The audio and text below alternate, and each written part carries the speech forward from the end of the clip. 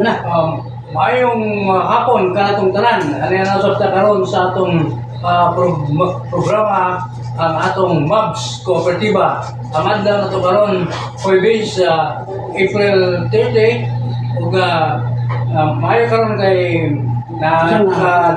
na ang team MABS Kider. Tama. Kumpleto gagawin karon gapon dara man kay Igor.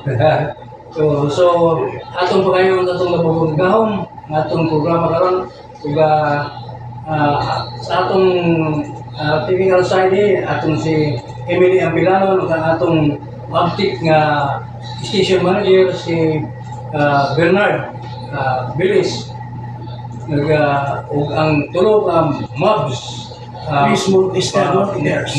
MABS Kider. Kider. Three MABS Kider. Yes.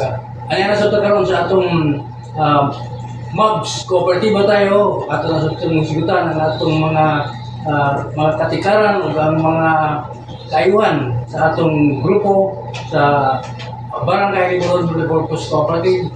Pero sa dili pa nato ipalayon ang atong programa ato sa pangalinas kung ano makagahom nga kubanan taniya na yung isa ka oras nga pulo ka mildo may tungod sa atong kooperatiba nga Barangay Liburon Cooperative aron sa ingon nga ang atong mga membro kung uban pa nga mga tao nga makahibalo kung sa ang atong dagan atong kooperatiba kung sa na ang nahitabo.